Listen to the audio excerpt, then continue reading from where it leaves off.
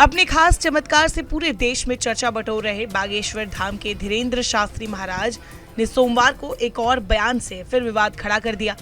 उन्होंने छत्तीसगढ़ के रायपुर में श्रद्धालु को संबोधित करते हुए कहा है कि अगर आप मेरा साथ देंगे तो हम हिंदू राष्ट्र बनाएंगे। उनके इस बयान से संभावना जताई जा रही है कि इस पर एक नया राजनीतिक विवाद बढ़ सकता है। धीरेन्द्र शास्त्री ने नेताजी सुभाष चंद्र बोस का हवाला देते हुए ये दावा किया। उन्होंने कहा, आज सुभाष चंद्र बोस की जयंती है। सुभाष चंद्र बोस का नारा था, तुम मुझे खून दो मैं तुम्हें आजादी दूंगा। लेकिन आज हमने एक नया नारा बनाया है, तुम हमारा साथ दो, हम हिंदू राष्ट्र बनाएंगे। धीरेन्द्र शास्त्री ने आगे कहा, हम भारत के लोगों से अपील करते हैं कि अब चूड़ियां पहनकर घर पर मत बैठो, अब बाहर निकलकर बताना ही पड़ेगा।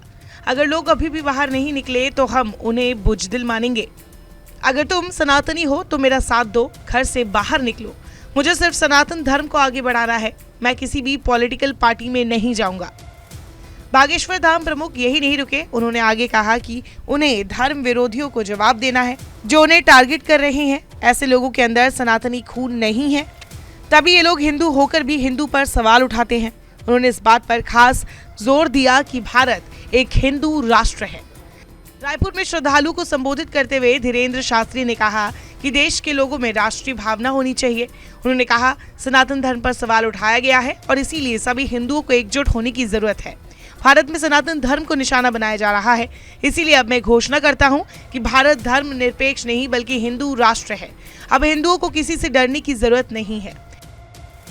धीरेन्द्र महाराज ने यह भी कहा कि हिंदुओं में किसी भी संकट को सामना करने का साहस होना चाहिए, क्योंकि उनके शरीर में सनातन धर्म का खून है। मध्य प्रदेश के छतरपुर स्थित बागेश्वर धाम के पीठाधीश्वर धीरेन्द्र शास्त्री उर्फ बाबा बागेश्वर इन दिनों काफी चर्चाओं में है। वो दरबार लगाकर लोगों की समस्याएं सुनते हैं और कथित तौर पर समाधान भी बताते हैं। धीरेन्द्र शास्त्री की उम्र सिर्फ 26 साल की है। मध्य प्रदेश के छतरपुर गढ़ा गांव में जन्मे धीरेन्द्र के पिता सत्यनारायण का पाठ करते थे तो मां दूध बेचती थी। पढ़ाई की बात करें तो उन्होंने BA की डिग्री ली है। बता दें, धीरेन्द्र शास्त्री का नाम विवादों से तब जुड़ा जब उन्होंने 18 जनवरी को रायपुर में धर्मांतरण को लेकर बयान दिया था। उन्होंने उस समय कहा था कि जहां जहां धर्मांतरण हो रहा है वो वहां राम कथा सुनाने जा रही हैं। शास्त्री के इस बयान के बाद राजनीति भी शुरू हो गई तो उनके खिलाफ अंधविश्वास और जादू टोना करके पैसा कमाने का आरोप भी लग गया। इस ढंग की व्यवस्था की जाएगी और ऐन वक्त पर 10 आदमी आपके सामने हाजिर किए जाएंगे। उनके नाम, उनके पिताजी के नाम, उनकी उम्र और फ़ोन नंबर से आप बताइए। और बाजू के ही रूम में जहां ये कंडक्ट किया जाएगा पत्रकार भवन में, उसके बाजू के ही रूम में हम 10 चीज़ें रखेंगे जिसका बाकायदा वीडियो रिकॉर्डिंग होगा और वो भी आप अपनी दिव्य शक्ति से जानिए और बताइए।